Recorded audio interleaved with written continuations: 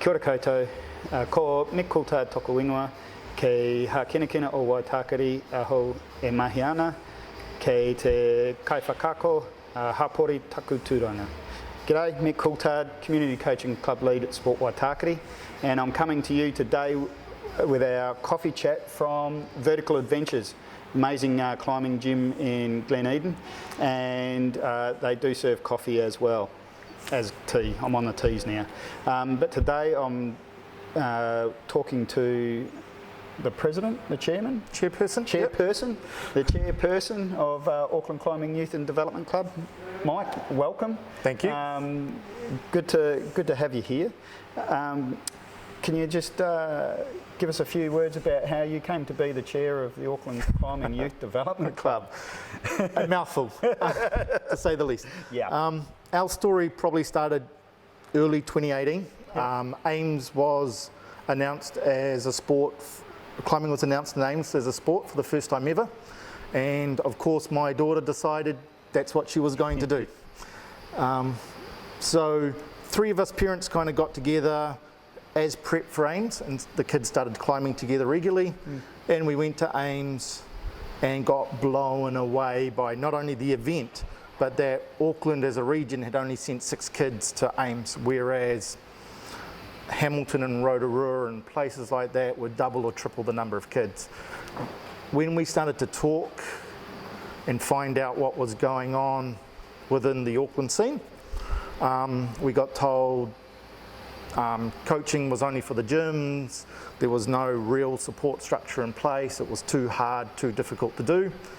So the 3 parents said, bugger that, we'll just do it ourselves. I guess that mentality kind of follows through in everything we've done ever since. But so we turned 3 kids into 8 kids who climbed regularly down in the gym every week. One of the instructors here volunteered her time and ended up pulling her boyfriend along, and he got roped in. And then generally how it works, isn't it? Generally how it works, yep. The woman's in control.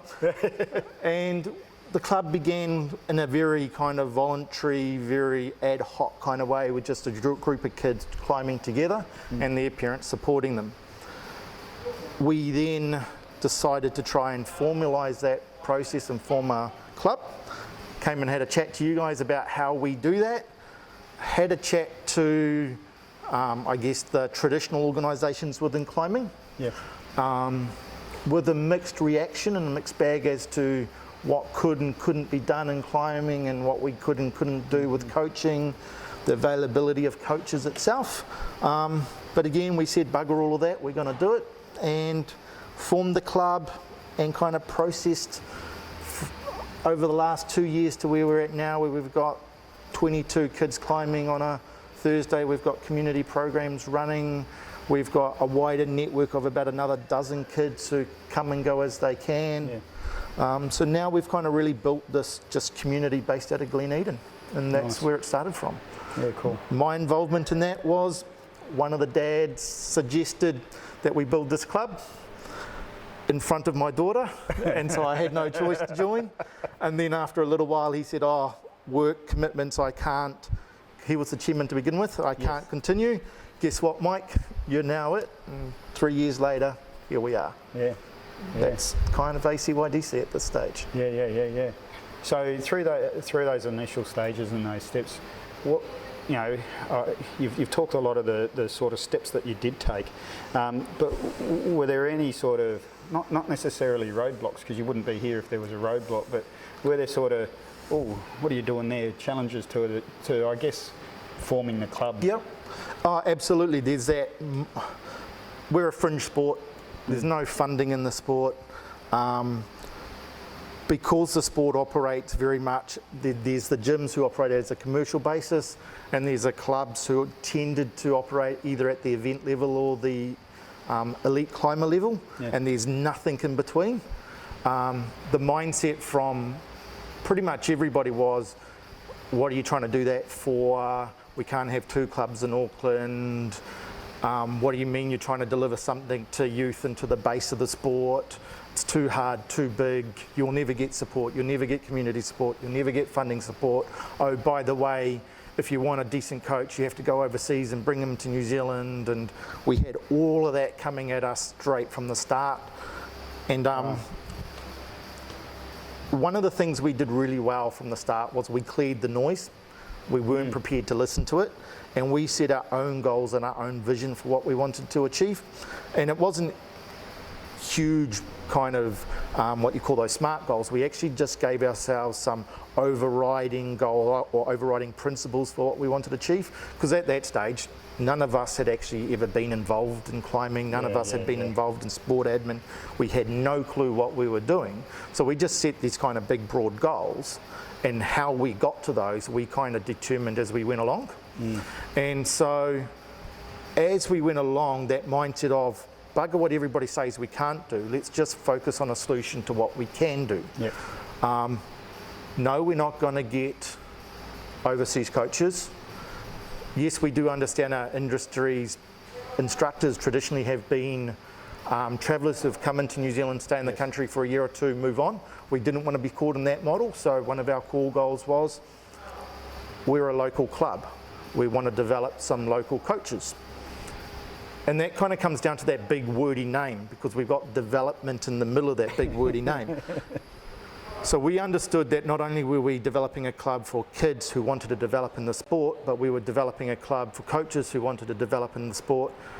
We, as people who are running the sport, had no clue what we were doing, so we were developing as well. So that whole idea of that this club would develop down a path and would grow and would make mistakes and would find solutions, but we were allowed to do all of that was part of our mindset right from the start, and that's kind of why that one word development got chucked into our name, to keep reminding us that we were allowed to do things differently, things were allowed to not work, we were allowed to chop and change, and we were here fundamentally for our kids. So if whatever we were doing wasn't fun, enjoyable, they wanted to keep coming back to, it would fundamentally fail. So youth and development were core focuses of what we were doing.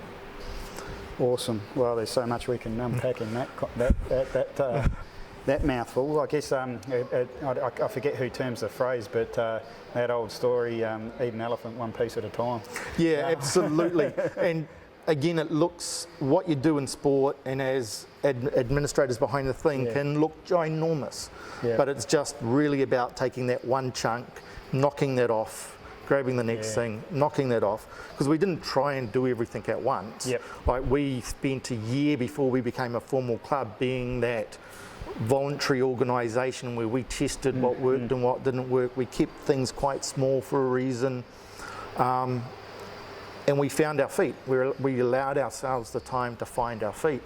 Once we found our feet, then we went out to the wider community to say, hey, this is who we are, we need some help.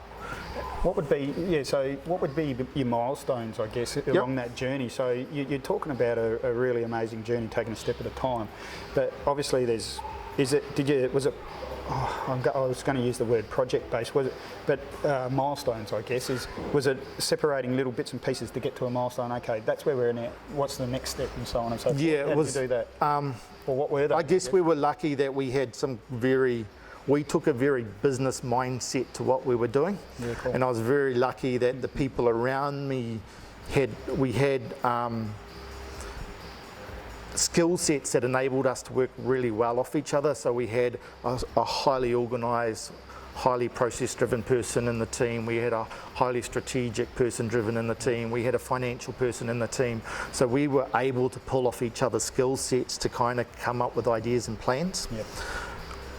When I talked previously about having those kind of overarching goals, so we just set a priority list on those overarching goals. So our first overarching goal was get the development program set up.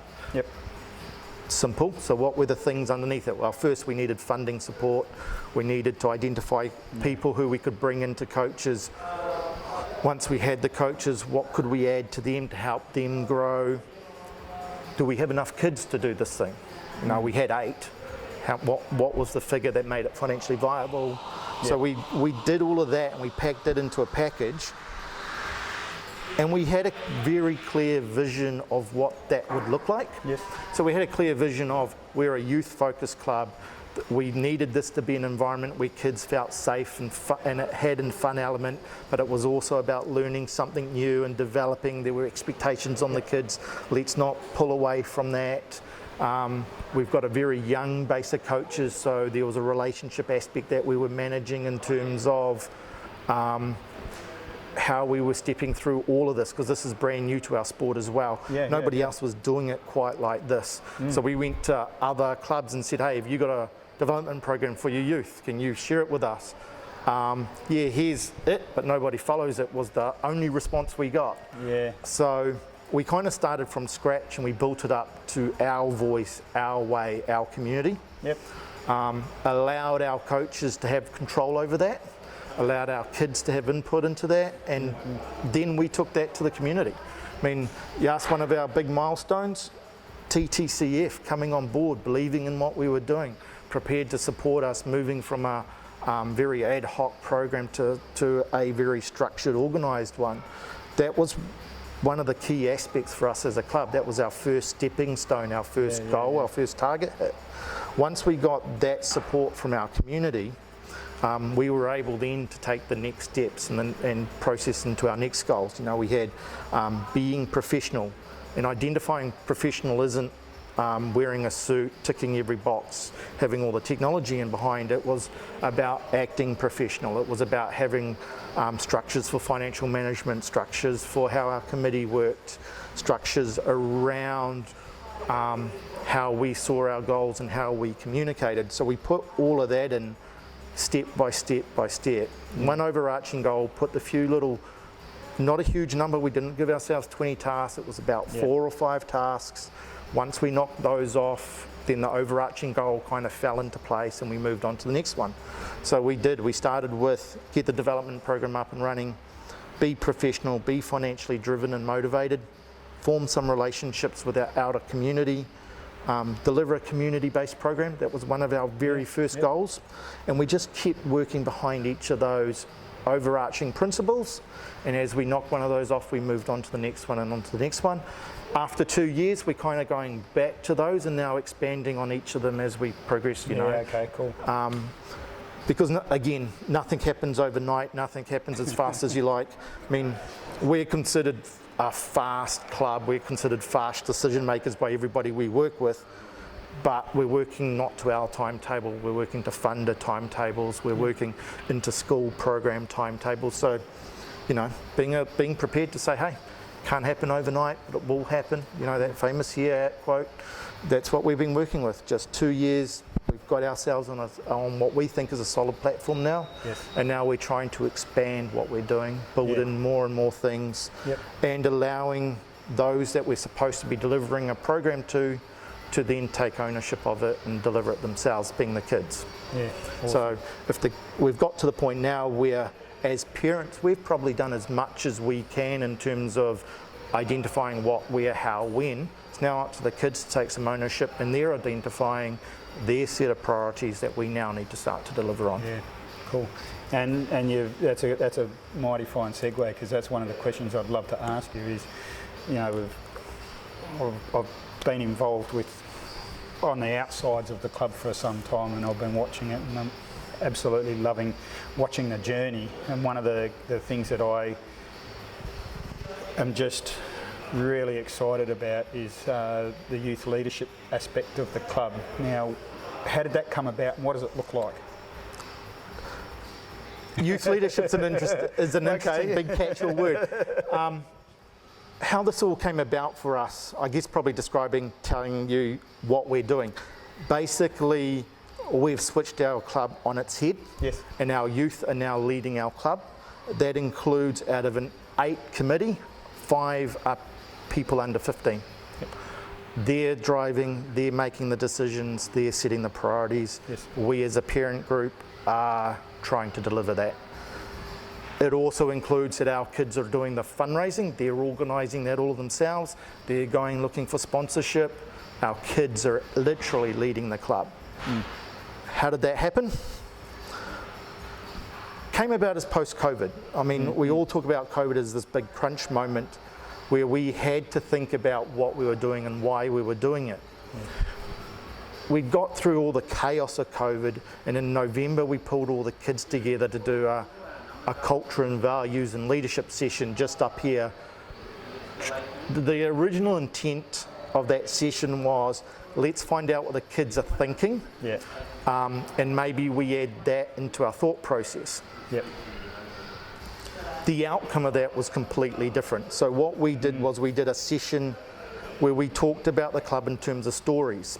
And so we sat down all on the floor together and we just talked about the stories of the club from my perspective and maybe a couple of the other parents. And then the kids started talking about the club from their perspective and their stories. And it was overwhelming. I've been involved in business strategy sessions and culture sessions, but nothing compared to what happened there. It was a wow moment. And these kids literally took control of the conversation and talked about how much the club meant to them, what they got out of it, that some of them were in very dark places before they joined. They now felt that they had a sense of community, a sense of purpose, a sense of self-belief, all things they never had before. And so we went, what do we do with this? And so we moved that conversation into what leadership means and what great moments mean and what do the kids want to do next with the club. So that just kind of transitioned naturally as part of that conversation. And again, we were literally, all the parents were around this group of kids kind of sitting or standing, and as the kids started to talk, you saw the parents just go, whoa. The kids literally demanded taking ownership of the club. They wanted to be involved, they wanted to be part of the decision making, they wanted to take some ownership of what was going on around them. And so we just looked at each other. There was, the committee were there around it, we just looked at each other. We didn't even have to say a word, and we all kind of just nodded and went, fine, it's yours. What do you want to do? Who wants to be on the committee? Awesome. What are your priorities? The kids threw out these priorities. Things like we need an identity and a uniform and our own thing. And I'm like, as a parent going through the financial planning process, uniforms was somewhere down here. But when the kids talked about it in terms of an identity, that was a completely different message that we as parents hadn't picked up on. So that focus now became one of our key priorities for the next 6 months. That connection piece. Exactly. So they feel connected to each other. So that's fantastic. You've got your 5 committee members. You've got the youth coming through and putting their hand up to fundraise and stuff like that. So how does that look for the youth that are leading or doing that, but also how does that look for the club? Yeah, it's really interesting because that really switched how we were doing things. So as a committee, we kind of sat down and worked out how this was going to work because we were committed to making this happen. So what we did was we had a committee of 8. We decided to keep the 3 institutional roles as adult parent led, and then the 5 people who were on the committee, they then stepped out and agreed to mentor the individual youth. So we had a young person with an adult mentor right next to them so that there's somebody they can always ask questions to and from and bounce off, or even when we're running a project, like one of our new projects is building an inclusion kind of program. So one youth leader and one of the mentors are working on that project together, being driven by the youth and their priority setting and their vision, but being supported by the parents within the committee and within the community. In terms of the fundraising group, there's about 13 of them and they each have a massive amount of ideas, and so I could imagine what we're trying to do into that, we've got some parents, there's a big we're all as adults learning what WhatsApp is and how to work that thing. So we've got about 4 or 5 parents who aren't part of the committee involved in that fundraising group, and they're just there to help get the kids over the line in terms of, here's your idea, but these are all the actual task things you have to get done to get that idea from. Make that happen. Exactly. And so it's almost going through, here's the process that we went through to form the club, here's the process you need to go through to make your part of your little jigsaw piece to go into it to make that happen. Yep. To make that and then what support do you need? You've got to step up and ask for it. Yep. So we're working through all of that. Big wins, not so great results on some other ends, but the whole idea of it is that it's okay to fail, it's okay for an idea not to get over the line, but at least we're all working together to make it happen. Yeah. And the kids in the committee, they are fundamentally making the decisions right now. They are voting right now for what we do over the next 12 months. They're actually, it isn't a, a kind of a nice to kind of talk about thing. It is actually something that we're tangibly doing where the youth are actually tangibly making a difference. Yep. To the point they've switched our entire priorities around, such as the whole uniform and identity thing, such as building an inclusion program. All of these things are actually driven by the kids and their priority levels and what they're asking us to deliver. Yeah, amazing. Yeah, it's actually pretty exciting. I want to use it, but because I use the old term hashtag more than sport, but I don't want to just give it a label because it's so much, isn't it? Yes. Youth leadership is an interesting thing that we've kind of fallen into, kind of not by design but by accident. Yep. But it is something that is incredible to be a part of, and it is something that is actually changing us as a community. Yes. Because we're actually accepting that our youth have ideas. We're actually accepting that they've actually, if we're supposed to be delivering something for them, surely they should be having a say in what it is we're actually delivering. And so that really has had a real step change.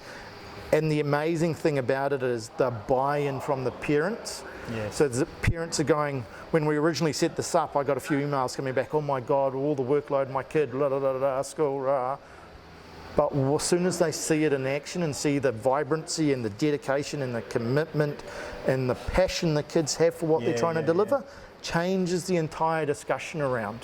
And so that's been a really, really positive impact on what we're doing. Don't know where it's going to lead us. No clue. I guess they're given a bit of autonomy, haven't they, and a bit of purpose, and bang, away they go. Motivation got through the roof, and hearing, listening to them is pretty powerful. The way I've described it to people, it's like when you teach a kid to drive a car. You're not the person holding the steering wheel. They are. You're the person sitting beside them saying, put your foot on the brake. And so that's kind of how we're viewing it right now, is we're the guys who are in the passenger seat while they're learning to drive the car. And lots of fun. Yeah. Oh. Mate, that's pretty exciting. There's so heaps of benefits from that. I can see. What I guess you've talked about this inclusion program and a couple of other and the uniform and things, but it's a really amazing story of 3 years. It's an amazing one. What are the next steps? What are the next steps? Have you got the next steps yet, or Again, because the kids are setting our priorities for us. Yes. 2021 it sounds corny, but 2021 is about inclusion for us. Yes. Whoever, whatever, however, we're going to make climbing accessible to just about anybody we can. That's been driven by the kids loudly and proudly, and without exception they're holding us to account for that. We're going to be running disability programs. If there's a potential to do LGBT, we'll be doing that. If there's anybody out there who isn't getting access to the sport, we will find a way to make it accessible. And that's what's driving 2021 for us.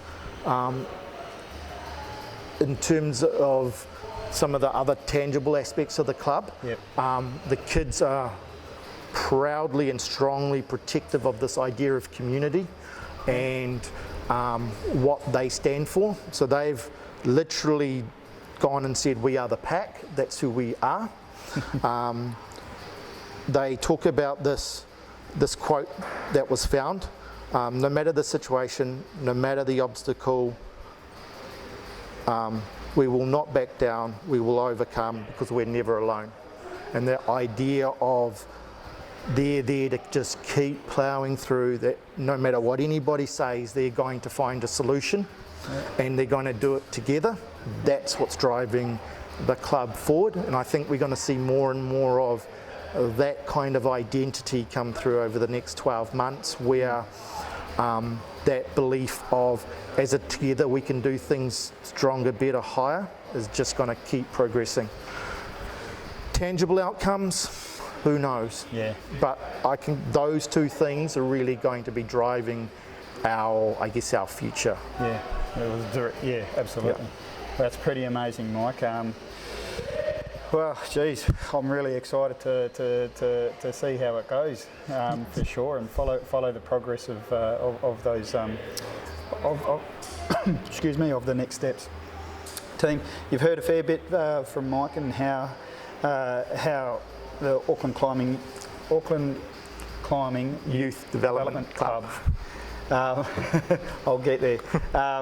Has gone to date. I talk a lot about why people's why, the purpose, and I also talk a lot about quality experiences for everyone. And Michael's just outlined, quality experiences for the parents, for the youth, for the coaches, and volunteers. And so, I think that screams a lot to me, and how community and connection is